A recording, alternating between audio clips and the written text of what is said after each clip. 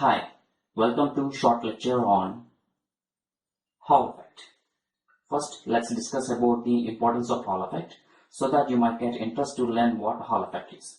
And then we can go for statement and diagrammatical analysis and then equations and finally applications. Friends, do you know that in your smartphones, Hall effect technology is being used? For what? Upon pressing the power button of your smartphone, your screen gets turned on or off. So who is doing that task?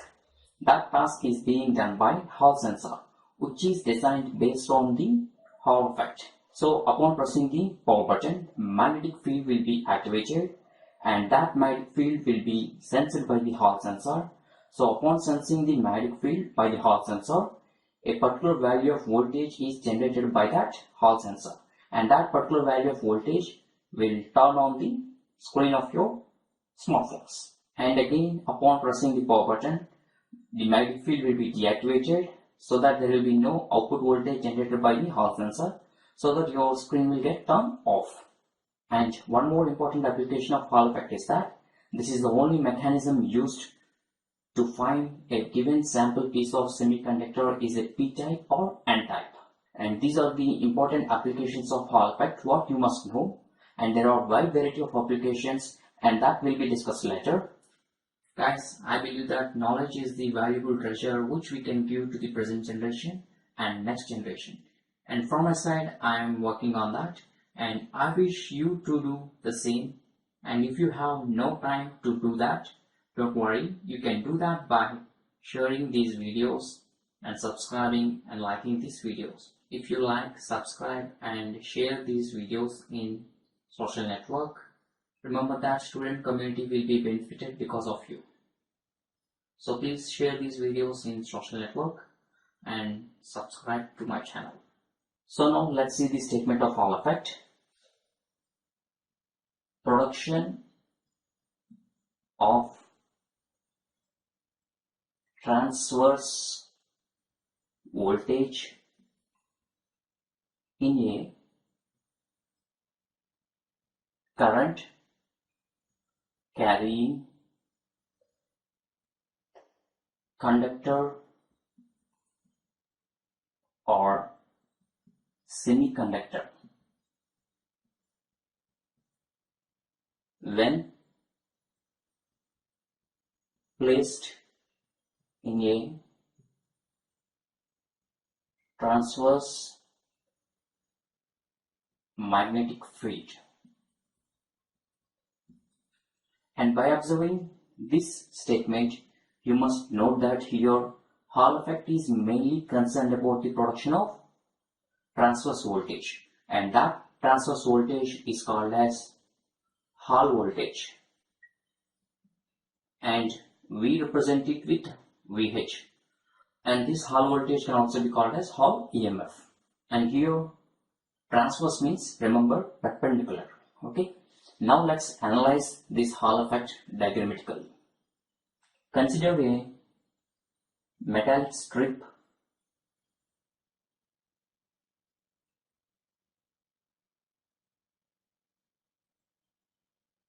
like this, and here I am considering the case of conductor,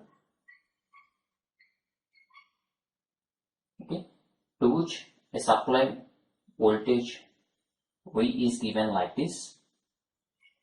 So when supply voltage V is given, then obviously current will flow. Let the conventional current flow direction be like this, and you know that flow of current is because of electrons, and you know that the path of electrons is from negative terminal to positive terminal.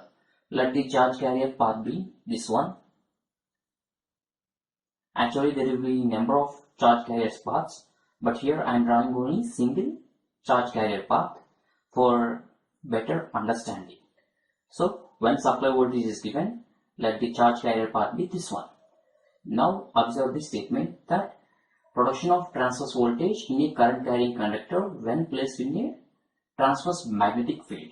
So this is the current carrying conductor, and for the production of transverse voltage, what we must do? We must place in presence of a transverse magnetic field, means perpendicular magnetic field. So to represent that direction of magnetic field, I am going for cross convention or dot convention. If your moving in this direction, let the planar surface be like this. So if the magnetic field direction is towards you, then we go for dot convention. If the direction of magnetic field is away from you, then we go for cross convention. So here I am considering the magnetic field direction like this, means with cross convention, so that the direction of magnetic field is into the surface. So now when the current carrying conductor is placed in midst of a transverse magnetic field, now the path of charge carriers will no more be straight. This path will get distracted. So it will get distracted either this direction or this direction. That will depend upon the force that is acting on the charge carriers. And that force we call it as a Lorentz force. And the direction of force can be found by applying Fleming's left-hand rule. Okay, the force which is acting on charge carriers we call it as Lorentz force. And the direction of force can be known by applying Fleming's left-hand rule.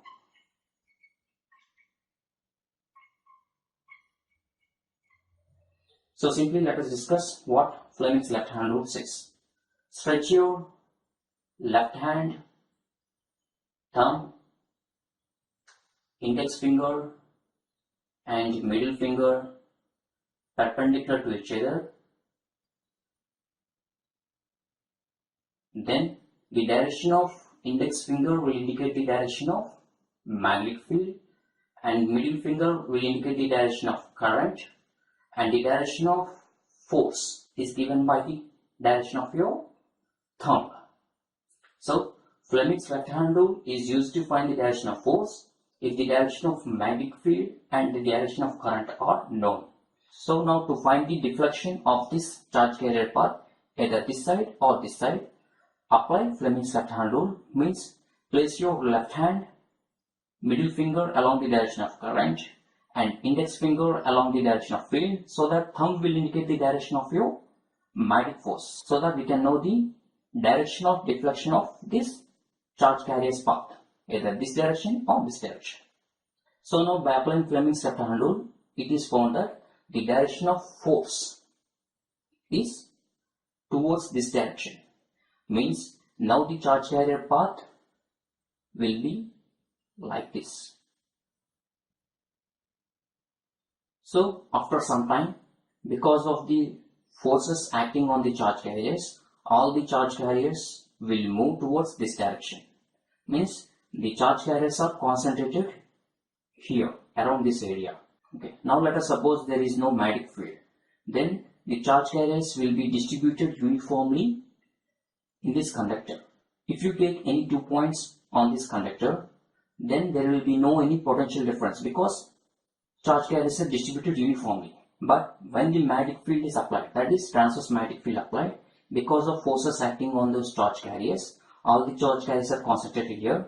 Now, because of that concentration of charge carriers in this area, if you take the point here and other point on any surface of this conductor, there will be some potential difference, which means that a potential is developed in this conductor and that potential is measurable, and we call that potential as Hall potential or transverse voltage or Hall EMF. So to measure that voltage, we place a voltmeter at this face and the other end exactly on opposite face of this face.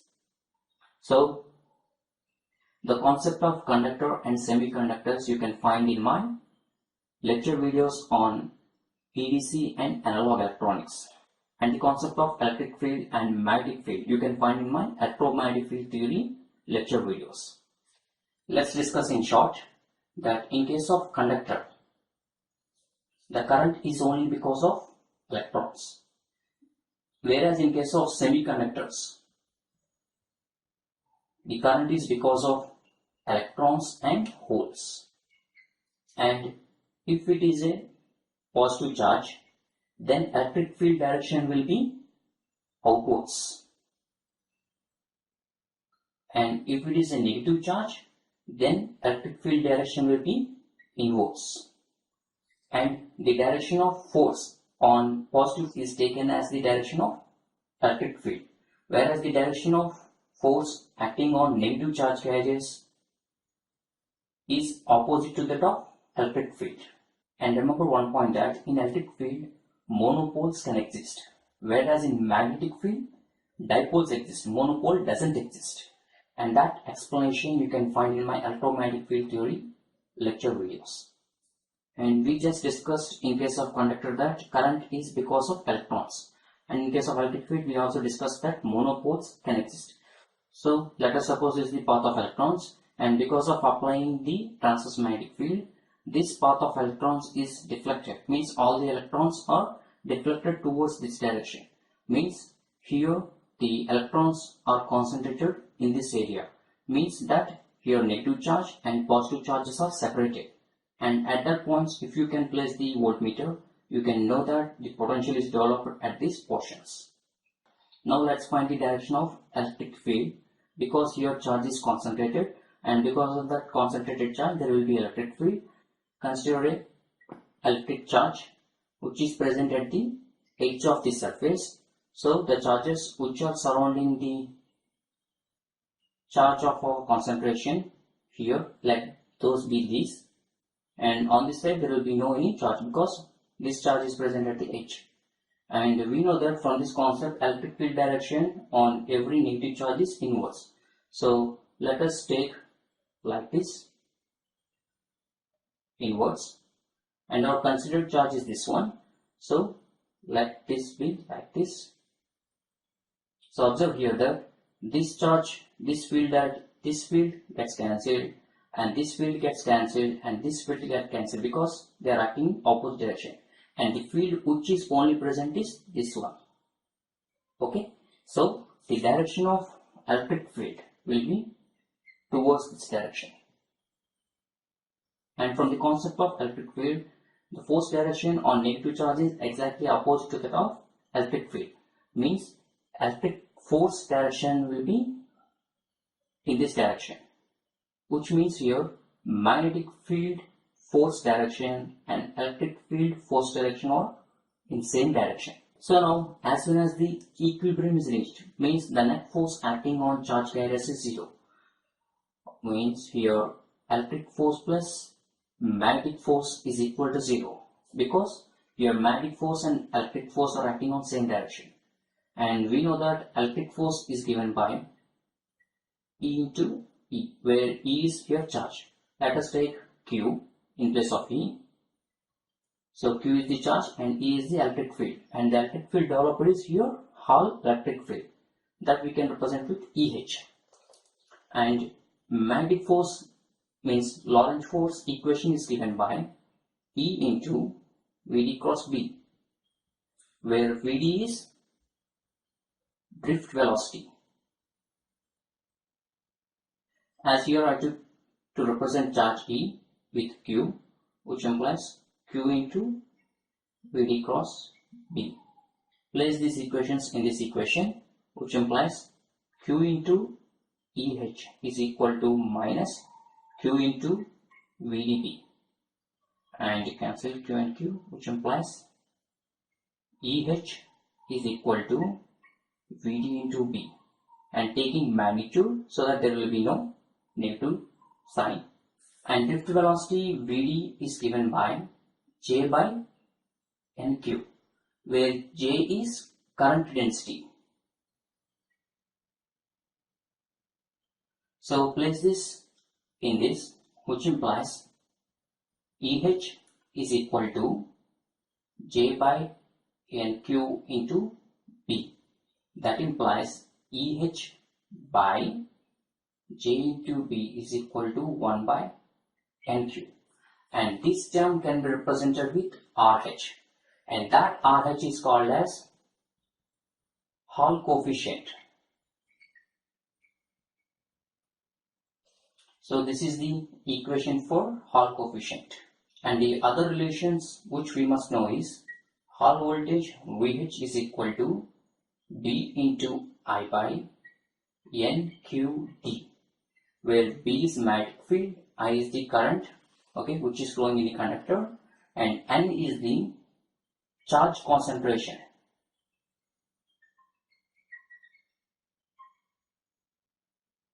And Q is obviously charge, and D is the width of the strip.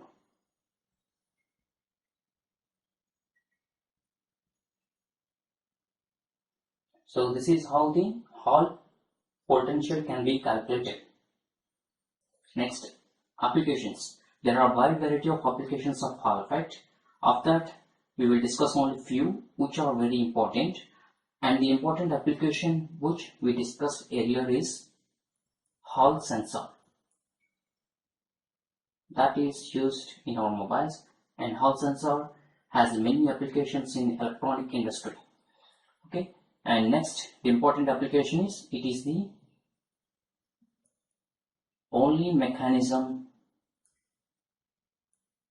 used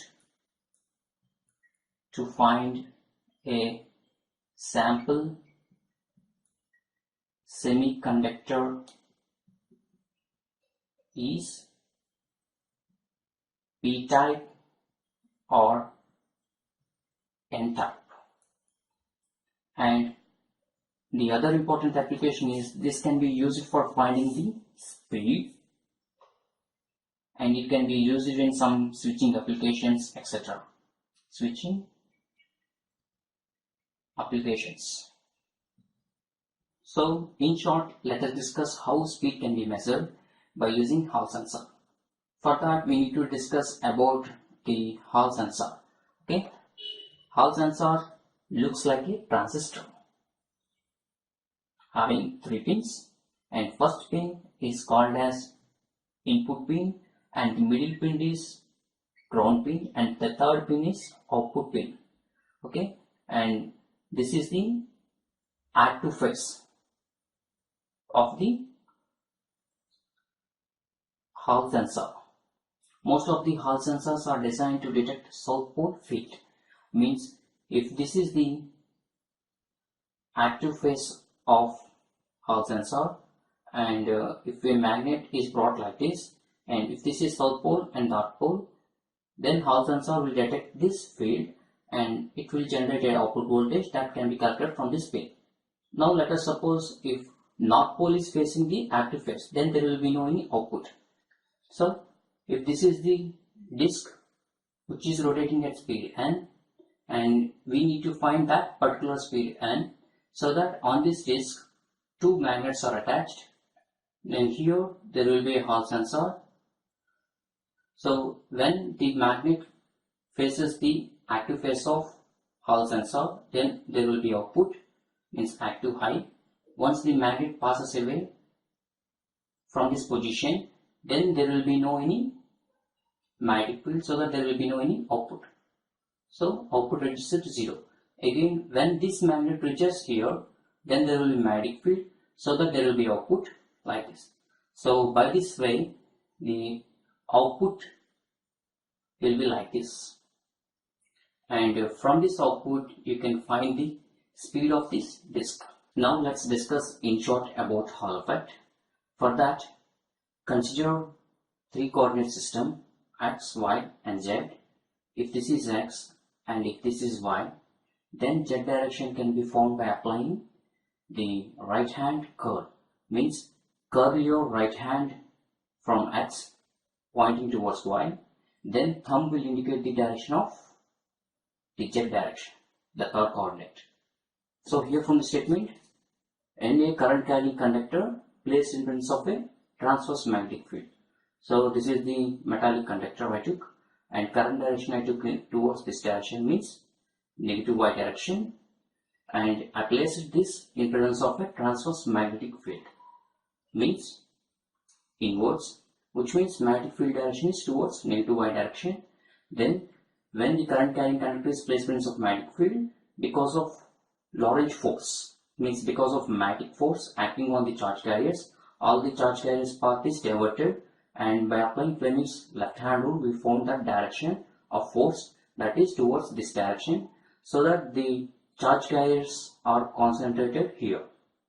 As now charge carriers are concentrated, now there is a potential developed, and that potential developed we call it as Hall potential or Hall EMF. And to measure that potential, we placed one of the terminal of voltmeter here and the other terminal we connected in exactly opposite to this space. So this is how we can measure the Hall potential. As here charge is concentrated, now there will be electric field, and that electric field direction will form towards this direction. And this is how Hall potential is developed, and that can be used in different applications. Let's discuss one of the application in electrical engineering. For that, consider a transmission line, high tension transmission line, which is carrying a current I. So to measure the voltage or current, we go for CTs and PTs, current transformer and potential transformers. Okay, as we know that in a current carrying conductor, there will be magnetic field surrounding that conductor in the form of closed loops. So if you can place the Hall sensor close to the magnetic field of this, then a Hall potential will be developed. And if you can calibrate that Hall potential developed in terms of the transmission voltage or in terms of transmission current, you can measure or you can know the transmission line voltage or transmission line current. So this is how you can eliminate the necessity of CTs and PTs so that you can save the space and cost. And lastly, if this is a semiconductor and the voltmeter reads positive reading, then that sample semiconductor is said to be P-type semiconductor. If the voltmeter reading reads negative, then that particular semiconductor sample piece is said to be N-type semiconductor. Generally, for conductors, Hall voltage will be in terms of microvolts, and for semiconductors, it will be in terms of millivolts. And this is all about Hall effect. So if you feel that the content which I presented in this lecture video and my way of presentation benefits the student community, so please share this video and like this video and subscribe to my channel. Thank you for watching, and see you in next lecture.